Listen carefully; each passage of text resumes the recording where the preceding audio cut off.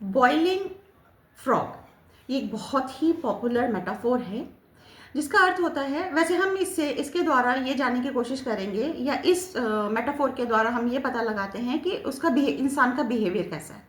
तो इस जो छोटी सी कहानी मैं आपको बता रही हूँ उससे आपको पता चल जाएगा कि हम किस तरीके के इंसान की बात करें या कैसे इंसान कौन से टाइप के इंसान को हम पहचान पाते हैं इस कहानी से।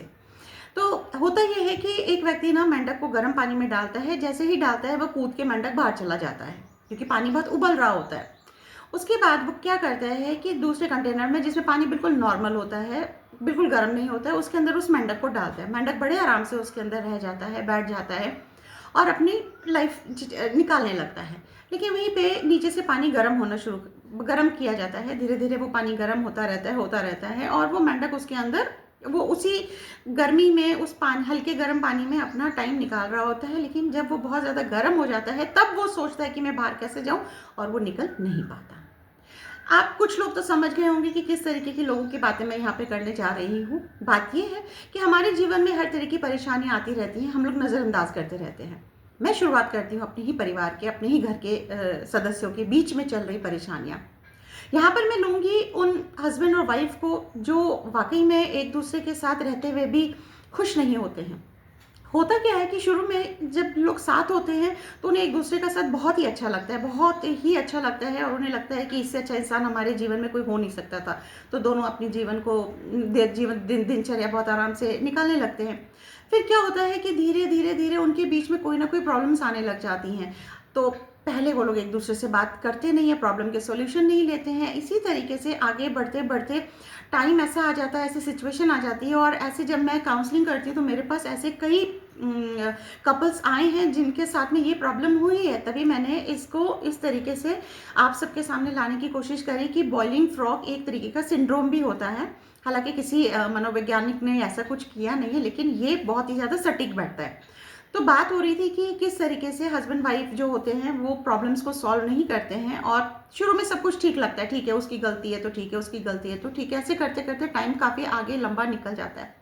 कई महीने कई साल बीत जाते हैं और वो ये सोचते हैं कि चलो अब ठीक हो जाएगा, अब ठीक हो जाएगा। लेकिन समय रहते, टाइम रहते वो लोग कभी भी सॉल्यूशंस को कभी नहीं खोजते हैं। और जब टाइम निकल जाता है तो होता क्या है, आपस के अंदर लड़ाई झगड़े या घर से दूर रहने का मन हो जाना, घर वापस ना आना कि भाई जाएंगे घर में वापस, वो लड़ाइयाँ होंगी। तो कहने का मतलब ये है कि जो भी कपल के बीच में लड़ाई हो रही है या भाई बहनों के बीच में लड़ाई हो रही है, आपस में जब मनमुटाव हो रहा है, तो जिस दिन आपको प्रॉब्लम सामने नजर आने लगी या जिस चीज़ से आप लोग खुश नहीं थे, एक दूसरे से खुश नहीं थे, आप दोनों एक दूसरे से कुछ कहना चाह रहे थे कि हाँ ये चीज़ तुम अपनी सुधार लोगे या बदल लोगे तो लाइफ थोड़ी इजी हो जाएगी, तो दोनों एक दूसरे को कह नहीं पाते हैं। उनको लगता है समय रहते सब कुछ ठीक हो जाएगा, लेकिन वो समय आता नहीं है। कई सिचुएशंस में वो समय आता नहीं है, समय बहुत लंबा चला जाता है, कई साल बीत जाते हैं और अंत में जब हम देखते हैं तो दोनों अलग अलग नज़र आते हैं खड़े हुए।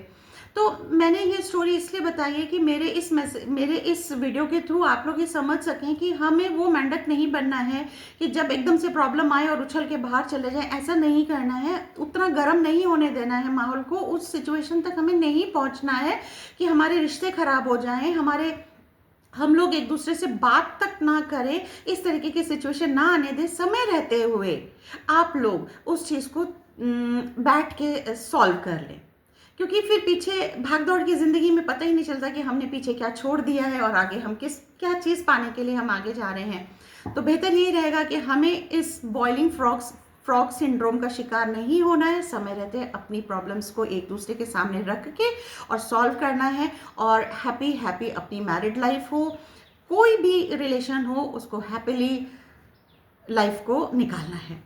तो मैं इस छोटे से कहानी के द्वारा मैं आप लोगों को यही बताना चाह रही थी और उम्मीद है आप लोगों को समझ में आया होगा और इस सिंड्रोम से बचने के रास्ते आप ज़रूर निकाल लेंगे। Thank you so much.